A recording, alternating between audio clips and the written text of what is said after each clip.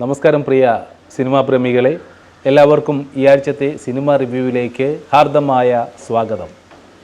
ഈ ആഴ്ച പ്രധാനപ്പെട്ട 3 ചിത്രങ്ങളാണ് റിലീസായിരിക്കുന്നത്.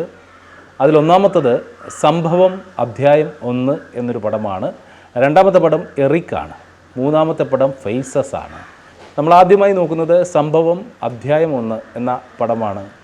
ഒരു മിസ്റ്ററി ത്രില്ലർ അവലോകനമാണ് ഇത്. സംവിധായകൻ ജിത്തു സതീശൻ മംഗലത്തിൻ്റെ ആദ്യ സംവിധാന സംരംഭമായ സംഭവം അധ്യായം 1 മലയാള സിനിമയിൽ അപൂർവമായി മാത്രം പരീക്ഷിക്കപ്പെടുന്ന ടൈം ലൂപ്പ് എന്ന പ്രമേയത്തെയാണ് കൈകാര്യം ചെയ്യുന്നത്. കേരള തമിഴ്നാട് അതിർത്തിയിലെ വനമേഖല പശ്ചാത്തലമാകുന്ന ഈ ചിത്രം കാഴ്ചക്കാരെ ആകാംക്ഷയുടെ മുൾമുനയിൽ നിർത്താൻ ശ്രമിക്കുന്ന ഒരു മിസ്റ്ററി ത്രില്ലറാണ്. ഒരു വനമേഖലയും അവിടെ നടക്കുന്ന അസ്വാഭാവികമായ സംഭവങ്ങളുമാണ് ചിത്രത്തിൻ്റെ കാതൽ. ഇതിലേക്ക് പോലീസ് ഉദ്യോഗസ്ഥനായ ആനന്ദ് അസ്കർ അലിയാണ് അത് കൈകാര്യം ചെയ്തിരിക്കുന്നത്. അയാൾ എത്തുന്നതും തുടർന്നുണ്ടാകുന്ന സംഭവ വികാസങ്ങളുമാണ് ചിത്രം പറയുന്നത്. ടൈം ലൂപ്പുകളും സമയത്തിൻ്റെ വിഭ്രമങ്ങളും പ്രാദേശിക മിത്തുകളും കൂടിച്ചേരുന്ന ഒരു പശ്ചാത്തലമാണ് ചിത്രം ഒരുക്കിയിരിക്കുന്നത്. സംവിധായകൻ നേരത്തെ ഒരുക്കിയ ഹ്രസ്വ ചിത്രത്തിൻ്റെ വിപുലീകരിച്ച രൂപമാണ് ഈ ഒരു ഫീച്ചർ ഫിലിം. ഒരു അംബീഷ്യസ് പ്ലോട്ട് ആണെന്ന് പറയാം. മലയാളത്തിൽ അത്ര പരിചിതമല്ലാത്ത ടൈം ലൂപ്പ് പോലുള്ള വിഷയങ്ങൾ തിരഞ്ഞെടുക്കാൻ കാണിച്ച ധൈര്യം അഭിനന്ദനാർഹമാണ്. സാങ്കേതിക മികവ് നോക്കുവാണെങ്കിൽ നവീൻ ജോസിൻ്റെ ഛായാഗ്രഹണം വനത്തിൻ്റെ നിഗൂഢതയും ഭീകരതയും ഒപ്പിയെടുക്കുന്നതിൽ വിജയിച്ചിട്ടുണ്ട്. ചിത്രത്തിൻ്റെ മൂഡ് നിലനിർത്തുന്നതിൽ സൗണ്ട് ഡിസൈനിങ്ങിനും വലിയ പങ്കുണ്ട്. പ്രേക്ഷകരെ ആകാംക്ഷയുടെ കൊടുമുടിയിലെത്തിക്കുന്ന ഒരു മികച്ച ഇൻ്റർവൽ ട്വിസ്റ്റ് ചിത്രത്തിനുണ്ട്. പോരായ്മകൾ നോക്കുവാണെങ്കിൽ തിരക്കഥയിലെ പാളിച്ചകളുണ്ട്. ആശയത്തിന് പുതുമയുണ്ടെങ്കിലും കഥ മുന്നോട്ട് പോകുമ്പോൾ യുക്തിപരമായ ചില വിടവുകൾ, ലോജിക്കൽ ലൂപ്സ് തിരക്കഥയിൽ അനുഭവപ്പെടുന്നുണ്ട് എന്ന് പറയേണ്ടിയിരിക്കുന്നു. വൈകാരികമായ ഒരു അകലമുണ്ട് എന്ന് വേണം പറയാൻ. കഥാപാത്രങ്ങളുടെ വ്യക്തിപരമായ ജീവിതവും അവരുടെ സംഘർഷങ്ങളും പ്രേക്ഷകരുമായി വേണ്ടത്ര സംവദിക്കുന്നില്ല. ആനന്ദ് ഉൾപ്പെടെയുള്ള പ്രധാന കഥാപാത്രങ്ങളുടെ വൈകാരികത ചിലയിടങ്ങളിൽ കൃത്രിമമായി തോന്നി. അമിതമായ വിശദീകരണമാണ് മറ്റൊന്ന്. പ്രേക്ഷകർക്ക് കാര്യങ്ങൾ മനസ്സിലാകുന്നില്ല എന്ന മുൻവിധിയോടെ ചില കാര്യങ്ങൾ സംഭാഷണങ്ങളിലൂടെ അമിതമായി വിശദീകരിക്കുന്നത് ചിത്രത്തിൻ്റെ ഒഴുക്കിനെ ബാധിക്കുന്നുണ്ട്. അഭിനയമൊക്കെ നോക്കുവാണെങ്കിൽ അസ്കർ അലി, വിനീത് കുമാർ, സിദ്ധാർത്ഥ് ഭരതൻ തുടങ്ങിയവർ തങ്ങൾക്ക് നൽകിയ വേഷങ്ങൾ ഭംഗിയാക്കിയിട്ടുണ്ടെങ്കിലും കഥാപാത്രങ്ങളുടെ ആഴക്കുറവ് അവരുടെ പ്രകടനത്തെയും ബാധിക്കുന്നുണ്ട്.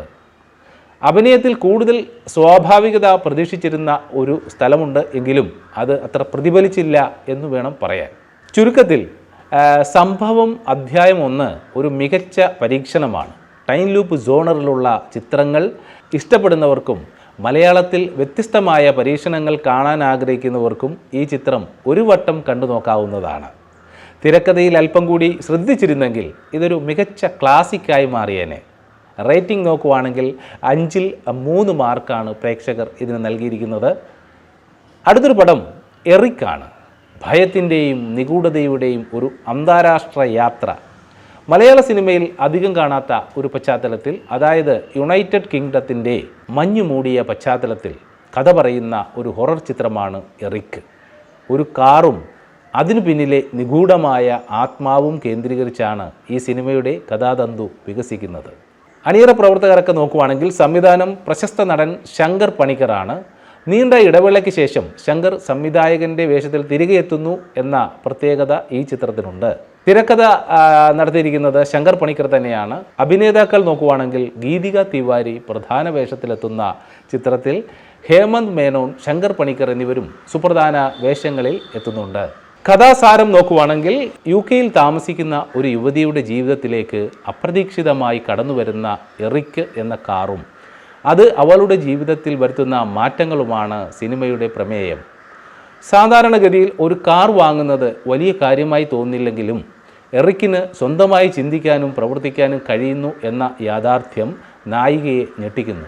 ഈ കാറുമായി ബന്ധപ്പെട്ട് മുൻപ് നടന്ന ചില സംഭവങ്ങളും അതിലുൾപ്പെട്ട ആളുകളുടെ ദുരൂഹമായ മരണങ്ങളും നായികയെ ഭയപ്പെടുത്തുന്നു. രക്തം പുരണ്ടതും 4 വിരലുകൾ മാത്രമുള്ളതുമായ ഒരു കൈപ്പത്തിയുടെ ദൃശ്യം സിനിമയിൽ ഭയത്തിൻ്റെ ഒരു ഘടകമായി തന്നെ മാറുന്നുണ്ട്. ഭൂതകാലത്തിലെ പക എങ്ങനെ വർത്തമാനകാലത്തെ വേട്ടയാടുന്നു എന്നതാണ് ഇതിൻ്റെ ഇതിവൃത്തം. സാങ്കേതിക മികവ് നോക്കുവാണെങ്കിൽ ഛായാഗ്രഹണം വിദേശ പശ്ചാത്തലത്തെ മനോഹരമായി ഒപ്പിയെടുക്കാൻ ക്യാമറയ്ക്ക് കഴിഞ്ഞിട്ടുണ്ട്. ഹൊറർ ചിത്രങ്ങൾക്ക് ആവശ്യമായ ഡാർക്ക് ടോൺ നന്നായി ഉപയോഗിച്ചിട്ടുണ്ട്. ചിത്രത്തിൻ്റെ മൂഡ് നിലനിർത്തുന്നതിൽ പശ്ചാത്തല സംഗീതം വലിയ പങ്ക് വഹിക്കുന്നുണ്ട്. നിഗൂഢമായ നിമിഷങ്ങളിൽ സംഗീതം പ്രേക്ഷകരിൽ ആകാംക്ഷയും ഭയവും നിറയ്ക്കുകയാണ്. ചിത്രത്തിൻ്റെ പോസിറ്റീവ് ആൻഡ് നെഗറ്റീവ്സ് നോക്കുവാണെങ്കിൽ മികച്ച വശങ്ങൾ നമുക്ക് ആദ്യം നോക്കാം. മലയാളത്തിൽ അത്ര പരിചിതമല്ലാത്ത ഒരു കഥാപരിസരമാണ്. പതിവ് ഹൊറർ സിനിമകളിൽ നിന്ന് വ്യത്യസ്തമായി ഒരു സൈക്കോളജിക്കൽ ത്രില്ലർ അംശങ്ങൾ കൂടി ഇതിൽ കാണാം. പോരായ്മകൾ നോക്കുവാണെങ്കിൽ തിരക്കഥയുടെ വേഗത ഇടയ്ക്കിടെ കുറയുന്നുണ്ട്. ഇത് പ്രേക്ഷകരുടെ താല്പര്യം കുറയ്ക്കാനായിട്ട് ഇടയാക്കുന്നുണ്ട്. ഹൊറർ സിനിമകളിലെ സ്ഥിരം ക്ലീഷേകൾ പലയിടത്തും കാണാം. അന്തിമ വിലയിരുത്തൽ നോക്കുവാണെങ്കിൽ എറിക്ക് ഒരു സാങ്കേതികമായി ഭംഗിയുള്ള ചിത്രമാണ്. ഹൊറർ സിനിമകൾ ഇഷ്ടപ്പെടുന്നവർക്ക് ഒരു പുതിയ ദൃശ്യാനുഭവം നൽകാൻ ഈ ചിത്രത്തിന് സാധിക്കും. ലോജിക്കലായി ചിന്തിക്കാതെ ആസ്വാദനം മാത്രം ലക്ഷ്യമാക്കുന്നവർക്ക് ധൈര്യമായി ഈ ചിത്രം കണ്ടു നോക്കാവുന്നതാണ്. ശങ്കർ പണിക്കരുടെ സംവിധാന ശൈലി പഴയ തലമുറയിലെ പ്രേക്ഷകർക്ക് ഒരു നോസ്റ്റാൾജിക് അനുഭവം കൂടിയാണ്. റേറ്റിംഗ് നോക്കുവാണെങ്കിൽ 2.75 ഔട്ട് ഓഫ് 5. അടുത്തൊരു പടം ഫേസസ് ആണ്. ഒരു സൈക്കോളജിക്കൽ ത്രില്ലറാണ്. നവാഗതനായ നീലേഷ് EK സംവിധാനം ചെയ്ത ഫേസസ് മനുഷ്യ മനസ്സിൻ്റെ സങ്കീർണമായ തലങ്ങളെയും നാം പുറമേ കാണിക്കുന്ന മുഖംമൂടികൾക്ക് പിന്നിലെ യാഥാർത്ഥ്യങ്ങളെയും പരിശോധിക്കുന്ന ഒരു സൈക്കോളജിക്കൽ ത്രില്ലർ ചിത്രമാണ്. അണിയറ പ്രവർത്തകരെ നോക്കുമ്പോൾ സംവിധാനം നീലേഷ് EK ആണ്. തിരക്കഥ നീലേഷ് EK, സുമൻ സുദർശനൻ എന്നിവരാണ്. ശ്രീ അങ്കളമ്മൻ ഫിലിംസിൻ്റെ ബാനറിലാണ് ചിത്രം പുറത്തിറങ്ങിയിരിക്കുന്നത്. അഭിനേതാക്കൾ കലേഷ് രാമാനന്ദ്, ഹന്ന റജി കോശി, സരയു, അർജുൻ ഗോപാൽ, ശിവജി ഗുരുവായൂർ, ബിറ്റോ ഡേവിസ് തുടങ്ങിയവരാണ്. ഛായാഗ്രഹണം കോളിൻസ് ജോസ് ആണ് നിർവഹിച്ചിരിക്കുന്നത്. സംഗീതം ഗോപി സുന്ദറിൻ്റേതാണ്. എഡിറ്റിംഗ് മനു ഷാജു ആണ്. കഥാസാരം നോക്കുവാണെങ്കിൽ നിത്യയും മൈക്കിളും തമ്മിലുള്ള ലിവിങ് ടുഗദർ ബന്ധമാണ് സിനിമയുടെ തുടക്കം. അവരുടെ വീട്ടിലുണ്ടായ ഒരു ഗ്യാസ് ചോർച്ചയെ തുടർന്നുണ്ടായ തീപിടുത്തത്തിൽ നിത്യയ്ക്ക് ഗുരുതരമായി പരിക്കേൽക്കുന്നു. ഈ അപകടത്തിന് ശേഷം നിത്യയ്ക്ക് സംഭവിക്കുന്ന മാനസികമായ മാറ്റങ്ങളും അത് അവളുടെ ജീവിതത്തെ എങ്ങനെ ബാധിക്കുന്നു എന്നതുമാണ് ചിത്രത്തിൻ്റെ പ്രമേയം. അപകടത്തെ തുടർന്ന് തൻ്റെ പങ്കാളിയായ മൈക്കിളിൻ്റെ മുഖം മാത്രം കാണുന്ന അവസ്ഥ അതിലേക്ക് നിത്യ എത്തുകയാണ്. ഇത് അവളെ കടുത്ത മാനസിക സംഘർഷത്തിലേക്കും പോസ്റ്റ് ട്രോമാറ്റിക് സ്ട്രെസ് ഡിസോർഡർ എന്ന അവസ്ഥയിലേക്കും തള്ളിവിടുകയാണ്. അവളുടെ ഈ അവസ്ഥയുടെ പിന്നിലെ രഹസ്യങ്ങളും അന്വേഷണങ്ങളുമാണ് ചിത്രത്തെ മുന്നോട്ട് നയിക്കുന്നത്. ഛായാഗ്രഹണം സിനിമയുടെ ഇരുണ്ടതും പിരിമുറക്കമുള്ളതുമായ മൂഡ് നിലനിർത്തുന്നതിൽ കോളിൻസ് ജോസിൻ്റെ ക്യാമറ വളരെ വലിയ പങ്കുവഹിക്കുന്നുണ്ട്. നിത്യയുടെ വീക്ഷണ കോണിലൂടെ കഥ പറയുമ്പോൾ ക്യാമറ ഉപയോഗിച്ചിരിക്കുന്ന രീതി എടുത്തു പറയേണ്ടതാണ്. അഭിനയം നോക്കുവാണെങ്കിൽ നിത്യയായി വേഷമിട്ട ഹന്ന റജി കോശിയും മൈക്കിളായി വേഷമിട്ട കലേഷ് രാമാനന്ദും തങ്ങളുടെ കഥാപാത്രങ്ങളിലേക്ക് പൂർണ്ണമായി ലയിച്ചു ചേർന്നിട്ടുണ്ട് എന്ന് വേണം പറയാൻ. അപകടത്തിന് ശേഷമുള്ള നിത്യയുടെ മാനസിക സംഘർഷം ഹന്ന വളരെ മികച്ച രീതിയിൽ അവതരിപ്പിച്ചു. സരയു ഉൾപ്പെടെയുള്ള സഹതാരങ്ങളും മികച്ച പ്രകടനമാണ് കാഴ്ചവെച്ചിരിക്കുന്നത്. ചിത്രത്തിൻ്റെ പ്രത്യേകത നോക്കുവാണെങ്കിൽ വ്യത്യസ്തമായ ഒരു പ്രമേയമാണ്. മലയാളത്തിൽ അധികം ചർച്ച ചെയ്യപ്പെടാത്ത സൈക്കോളജിക്കൽ അവസ്ഥകളെക്കുറിച്ചാണ് ചിത്രം സംസാരിക്കുന്നത്. തിരക്കഥ നോക്കുവാണെങ്കിൽ സസ്പെൻസും നിഗൂഢതയും കോർത്തിണക്കിയുള്ള തിരക്കഥ പ്രേക്ഷകരെ കഥയുടെ അവസാനം വരെ പിടിച്ചിരുത്താൻ പ്രാപ്തമാണ് എന്ന് വേണം പറയാൻ.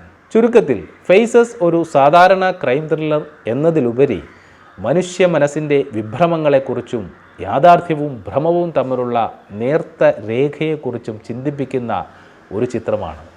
സൈക്കോളജിക്കൽ ത്രില്ലറുകൾ ഇഷ്ടപ്പെടുന്നവർ തീർച്ചയായും കണ്ടിരിക്കേണ്ട ഒന്നാണിത്. റേറ്റിംഗ് നോക്കുവാണെങ്കിൽ 3.5 ഔട്ട് ഓഫ് 5 ആണ് പ്രേക്ഷകർ ഇതിന് നൽകിയിരിക്കുന്നത്. ഏതായാലും ഈ ആഴ്ച പ്രധാനപ്പെട്ട 3 ചിത്രങ്ങളെക്കുറിച്ചാണ് നമ്മൾ സംസാരിച്ചത്. നിങ്ങൾ ഇതിൽ ഏത് ചിത്രമാണ് കണ്ടത് അല്ലെങ്കിൽ കാണാൻ ആഗ്രഹിക്കുന്നത്? നിങ്ങളുടെ വിലയേറിയ അഭിപ്രായങ്ങൾ കമൻറ്റ് ബോക്സിൽ രേഖപ്പെടുത്തുക. Thank you for watching. അടുത്ത ആഴ്ച വീണ്ടും കാണുന്നത് വരെ this is Praveen Sreethankam. Take care. Bye bye.